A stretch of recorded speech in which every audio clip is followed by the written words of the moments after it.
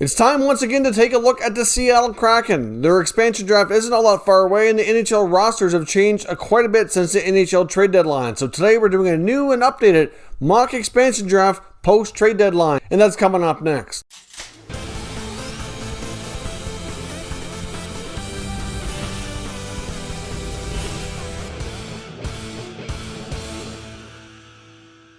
So welcome back to another video here at Top Shelf Hockey. Now, as I mentioned, today we're doing an updated mock Seattle expansion draft here. With the trade deadlines come and gone, the rosters have changed a fair bit. I wanted to go through this exercise here yet again. A lot of the trades that we've seen had expansion draft implications, and I wanted to run through and see how teams are going to have to react to this. Now, of course, there'll be more moves later on as well, and we'll likely do this exercise again here down the road. But for right now, we're going to jump onto the computer and use the capfriendly.com Seattle expansion draft tool on their website. Go through each team.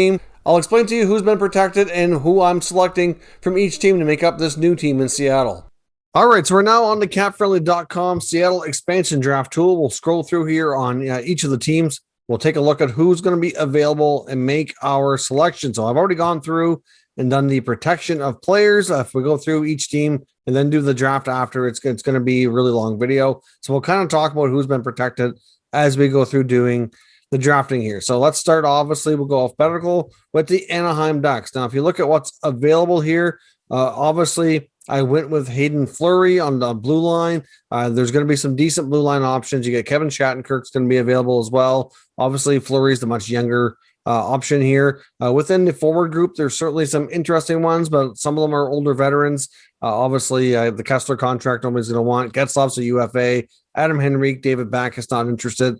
Sonny Milano, Derek Grant, maybe, but I like the upside of Fleury long-term. He's only under contract for one more year at 1.3, so he's a controllable asset. He's young, and obviously I kind of like that selection here for the Seattle Kraken. Now, Joe, scrolling through here to the Arizona team, you look at the Coyotes.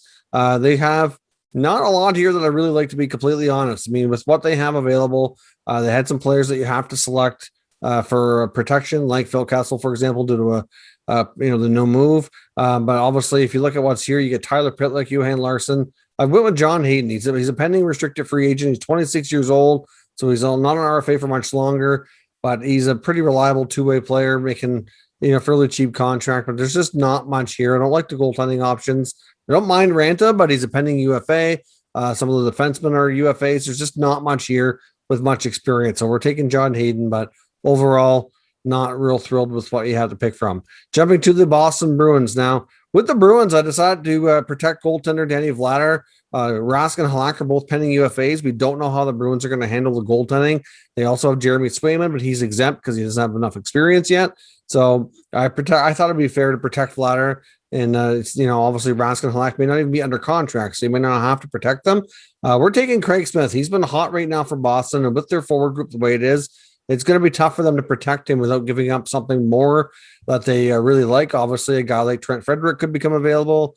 You could also maybe make a case for Jake DeBrusk, but I would assume they're going to do what they can to protect him, given the fact he's much younger. Almost kind of went for Curtis Lazar now that he's been traded to the Bruins. He's a hardworking player. He's only 26, where Smith's 31. But you need some veterans who can put the puck in the net. The forward group, I think, is going to be a little weaker than the blue line on this Kraken team, so we decided to go with Craig Smith. But the Bruins have a lot of players that are kind of forced to protect, and well, they would anyway, because obviously Bergeron, Marchand, Pasternak, all those guys are going to be protected. So you're not going to have a ton of options here, but a couple decent ones. Over to Buffalo now. With the Sabres, again, not a lot here that we really like. Not going for Okposo or Eakin, that's for sure. We're going to go with Colin Miller on the blue line, 28 years old, under contract for just one more year, 3.8. He was part of the original Golden Knights team in Vegas. He knows what it's like to go through that. Could be a guy who can play some power play minutes to get a good shot. And of course, you're not going to keep everybody either. So some of these players are going to be trade bait later on. You have to decide who you're keeping and who's moving forward here. Now, jumping forward to Calgary. Calgary's got some interesting options, a couple of good vets. We have Michael Backlund in the forward group here, 32 years old, under contract for another 3 years at 5.3, who's a really decent two-way forward, good center iceman. But I'm going with Mark Giordano just because he's only got one more year left. If I'm getting a player from Calgary that's in their 30s, I figured Giordano's a guy who can bring the leadership.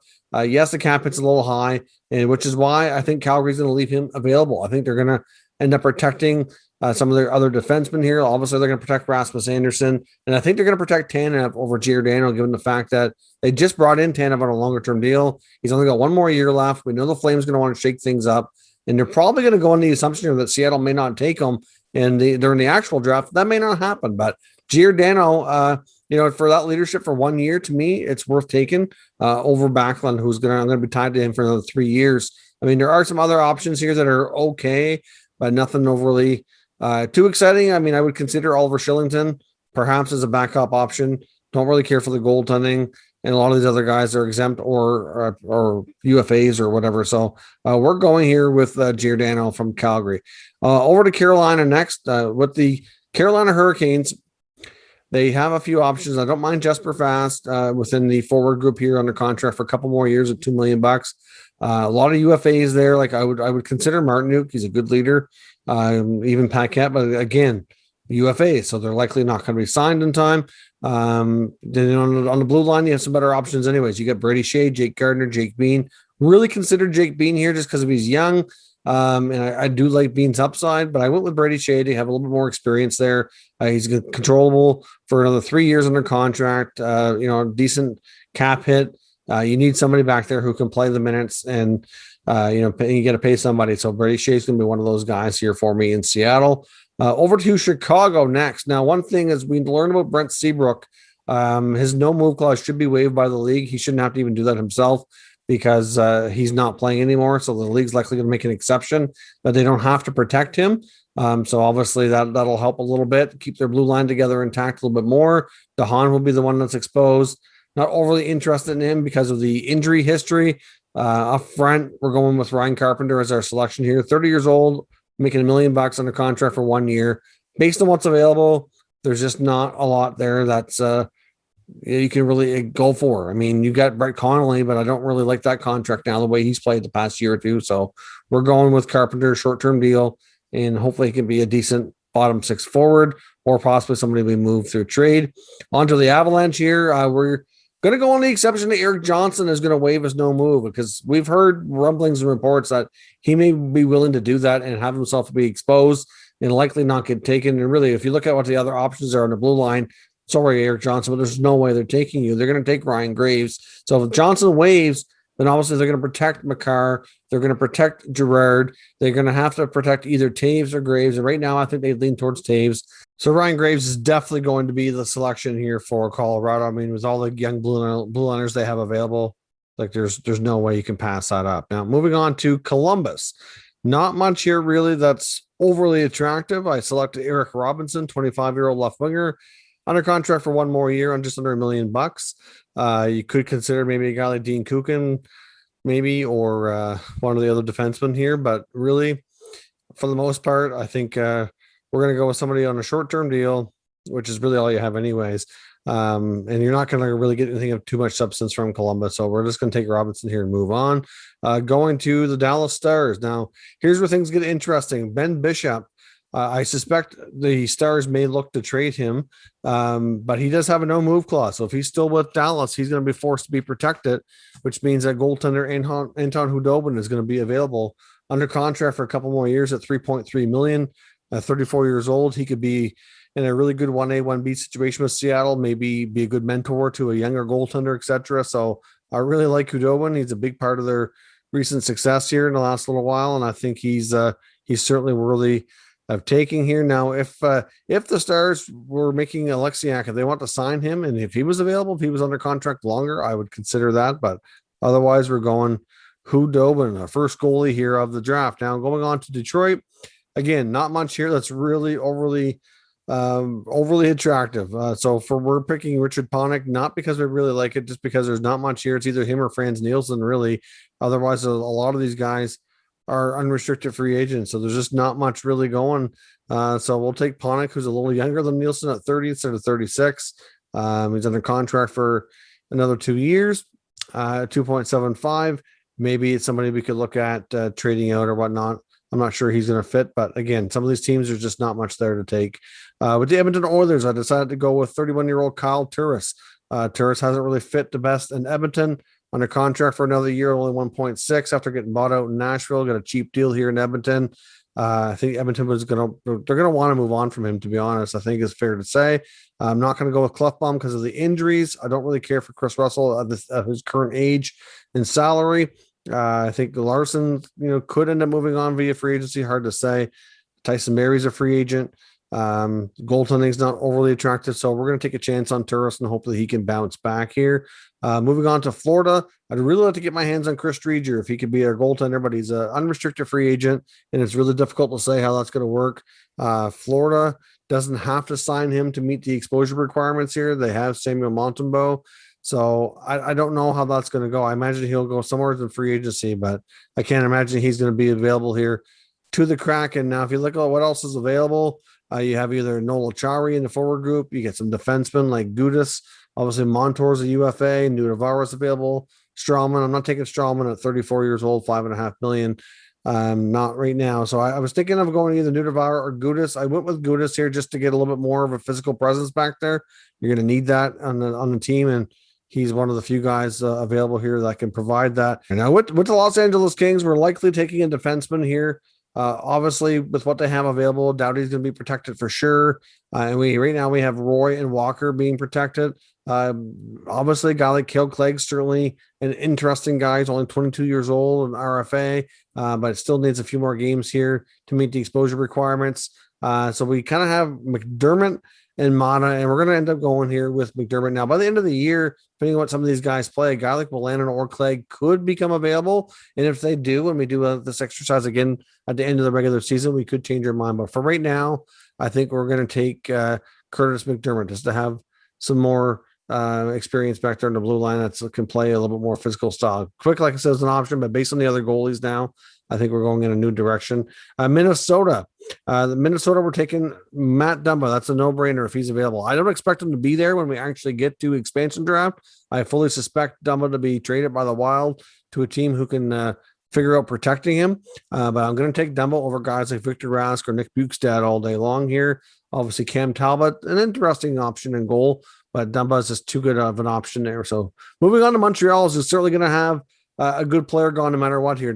They have some options. You have Jake Allen in between the pipes, 30 years old, $4.35 million. You've got Ben Sherratt. Now, of course, that's what he's making today. His next contract kicks in after this year is going down, but still good size cap hit on a 1A, 1B type of goaltender. You get Ben Sherratt, Brett Kulak on the blue line, but I have them leaving Jonathan Drouin open. I think the way he's declined and not really fit there, I can see them protecting some other assets and leaving Durant available, thinking maybe either Seattle takes him off our hands or at $5.5 million that he doesn't get picked up. But I would take him, giving him a fresh start. I've seen what he's capable of in junior hockey. I know he's got the talent. It's just a matter of getting him in the right situation, maybe getting him out of Montreal out of that pressure zone. It's tough to play there. At least it can be for some guys. And I'm going to give him a chance here. He's only got 2 more years left on his contract, so I'm not tied to it too long. I really like Jake between the pipes as an option, but with the other goaltenders available here, I think I'm going to take Durant, and we'll leave him in Montreal. Now, going on to Nashville. Again, you have some options here, nothing too fantastic. A couple decent defensemen between Benninger and Borietsky, but we decided to go with a forward here and go with Luke Kunin. He's only 23 years old, got a decent contract. Under 1 more year, then he's still a restricted free agent. Considered a guy like Yarncroke or Cousins, but clearly, or even Colton Sissons, but the Sissons contract's too long for my liking right now. Yarncroke, I don't mind at $2 million for another year, but Kunin certainly 6 years younger, can provide a decent offensive output. So we're going with Kunin here from Nashville. From New Jersey, there's some interesting choices. If PK Subban wasn't making $9 million, we'd consider him, but that's way too much money here for an expansion team. Obviously, you've also got a couple other options here, but really not a lot that's really overly attractive. A couple of guys that are RFA. So we went with Yanni Kukkonen. He's 22 years old, making not very much money. He's an RFA, somebody you can qualify at a low contract, and somebody who can maybe be a player more for your future, maybe even not make the roster here right away, but not a ton to pick from there. But the New York Islanders now, they certainly have a couple of interesting choices. You got the on the blue line, maybe a guy like Scott Mayfield. Obviously, Boychuk's not playing. He's retired for all intents and purposes, so he's not coming back. You've also got a guy like Matt Martin up front that I really like. Palmieri, Zajac are all UFAs, Hazikas. Clutterbuck's an option too, between Clutterbuck and Martin, but Martin's a little younger. I like his contract here, just a little bit better too. He's got in 3 years at 1.5 for what he brings. I know the Islanders wouldn't be real thrilled with losing him, but again, by the end of the year, I might change my mind here, because if a guy like Kiefer Bellows comes available, he still has 13 more games to go to meet exposure requirements, then I would certainly take that option too. So we'll see. But right now, I take Matt Martin from the Islanders. On to the Rangers. We're not taking D'Angelo. We're not touching that. That's just a PR nightmare. He's going to be bought out anyway. He's not going to make it to expansion draft. And then Julian Gauthier, Brett Howden. So for the Rangers, we've selected 23-year-old Julian Gauthier as our RFA this summer. Not making a ton of money, but I think he's got a ton of potential. He's got great size. Can be a goal scorer on the wing. Can even play center a little bit as well. So to me, Gauthier's your best option here for the New York Rangers. Now, next up, we've got the Ottawa Senators. Now, the Senators have a couple of interesting options. You can go with a guy like Josh Brown on the blue line. You got Chris Tierney in the forward group.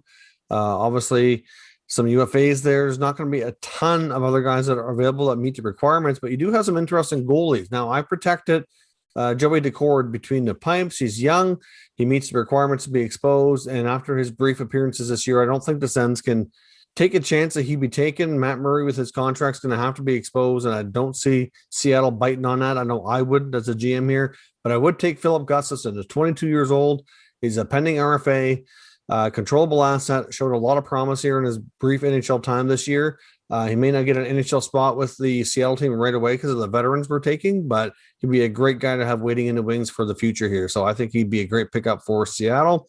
On to Philadelphia. Now, we have some options. We can go with a guy like Shane Gostisbehere, who I have selected right now. 27-year-old blue liner under contract for a couple of years.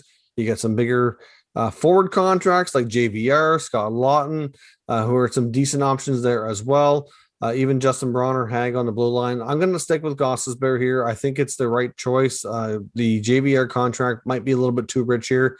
And based on the way I have the cap situation worked out for this team right now, I think that's the best fit. On to Pittsburgh. We're taking Jared McCann, 24-year-old left winger / center, under contract here for another year. Then he's an RFA still, so I like the controllable asset, not making a ton of money. You could consider a guy like Matheson on the blue line who's going to be available, but that's too much term for my liking. Same goes here for, obviously some other guys that are just not really appealing, like Chad Ruedel, Colton Seavers, a UFA. You get Jeff Carter for another year. Don't think so. So I think McCann's the best choice with what's available there in Pittsburgh. On to San Jose, where there's not a lot. You have a guy like Radim Simic on the blue line, 28 years old, under contract for another 3 years. But I'm going to go with a pending RFA here, Dylan Gambrell, who's 24, is a center iceman. I think he has the potential to really be a good, solid bottom six center. So we're going to take him and make him our selection here from San Jose. On to St. Louis. Now, the Blues are going to have some interesting picks here. Obviously, right now, the way the protection is done, Justin Falk's not available, but I wouldn't be shocked to find out that he became available. But I think they'll find a way to keep him protected there, along with Parayko, obviously, and Krug. Scandella's an option. You get Vince Dunn's an RFA. You've also got a few forwards here that are interesting, like Blaine Sundqvist, Mackenzie McEachern and Kyle Clifford. But I think Vince Dunn's the guy here. Now, I think there's a real good chance St. Louis trades him before we get there. But if he's available, he's definitely my pick. I think he can be a real solid defenseman for Seattle. On to Tampa, where they're going to have a variety of options here. You got some decent blue liners like Ruda and Chernak. You get Tyler Johnson, Patrick Maroon. But we're taking Matthew Joseph. He's 24 years old, making not a lot of money here, under $1 million. He's an RFA after one more year. He's got a ton of speed. I like the way he plays. He's really come through this year, and I think he'd be a great pickup here for Seattle. On to the Maple Leafs now. The Leafs have some interesting choices here too. Not a ton that's really going to be jumping out at you, though. So we're going Justin Hall. He's 29 years old, making $2 million for another 2 years, and he's really, in my opinion, really solidified himself as a solid, legit top 4D for Toronto this year. I don't see how you can pass that up, to be honest. Most of their forward group is either not meeting the exposure requirements or they're pending UFAs. There's not going to be much available there. So really, you could go with Dermott. He's another option, but I really like Hall. For what you're going to get for what he's making, I think he's a terrific pickup here. Hard to imagine he was in the press box the entire year, pretty much under Babcock before he was let go. Now on to the Canucks. The Canucks have some some choices here, but again, not a ton to like. Some bad contracts available that you don't want, like Eriksson, Beagle, Roussel. So we're taking Braden Holtby. Now, obviously, Demko is going to be protected, leaving Holtby exposed at 4.3, but it's only for 1 year. So we already have a guy like Philip Gustafsson waiting to be the goalie of the future. You've got Anton Udobin, under contract here for a couple more years as well. So Holtby, to me, makes sense as well to be taken here for probably your 1A, 1B goaltending tandem for the first year anyways. Now on to Washington, where we're going to get another goalie, and you're going to take Vitek Vanacek. Vanacek's been good this year. Obviously, Samsonov's still going to be their guy long term. He's not going anywhere. So you get Holtby and Hudobin. It's a great 1A, 1B combo for the first year. And then for years 2 and 3 and beyond, you got guys like Gustafsson and Vanacek could be your goaltending tandem later. So to me, I like the idea of taking 4 goalies, 2 vets, and 2 young guys. To me, that's your best choices. Onto the Winnipeg Jets, which is our last team here, since Vegas is exempt from this exercise. And we're taking the 22-year-old defenseman, Logan Stanley, who can play physical, not making a lot of money. He's a controllable asset RFA for upcoming this offseason, needs a new contract. But still, it's either him or Mason Appleton, really, with what's available. I don't think we'll take both of you. I think I'd rather go with the much younger and huge guy in Stanley, because, they're going to protect. You would think it's going to have to be Dylan DeMello, Neil Pionk, and Josh Morrissey is going to leave Stanley available. And to me, that's the pick. He's going to be a huge help here. So that gives us our full roster here. Now let's jump over here and just take a quick look at the team just to kind of summarize and wrap things up. So this is our team. Really, we still have a lot of cap space. We have $14 million in cap space, but of course, that's because we have some players that we took that were RFAs and not signed. So that's 1, 2, 3, 4, 5, 6, 7 guys that need contracts. That's not a lot of money. You're not going to carry all 30 of these players on the roster anyway. So even with what these players were making before, we'd still have we'd have a cap hit of $73.6 million. So that still gives us almost $6.5 million in cap space there. Actually, about $7.5 million. So really, that's more than enough here. And some of these players are going to be traded off. You're going to have to build up some future assets as well. So, I like this. We got a good mix of experience here in the forward group. You get Duran Smith, Turris. You get some young players that are really going to take on bigger roles and I think really excel, like a Matthew Joseph, for example. He's a prime example there, and Julian Gauthier. They could be 2 of your top 6 wingers for the foreseeable future. The blue line, you've got a good mix as well. Goaltending, I really like. I like this team. Obviously, like I said, some of these pieces are going to be trade pieces, and you're not going to be able to keep them all, but that's my picks here for Seattle. We have good flexibility with the cap, and overall, I like what we've done here. So those are my selections. Certainly let me know your thoughts and comments down below. Let me know who you would select, who you think will be protected, etc. We can discuss further down in the comment section. If you're new to the channel, consider subscribing and sticking around. We'll keep you up to date with all the latest news from around the entire league. Thank you for watching, and I'll catch you next time.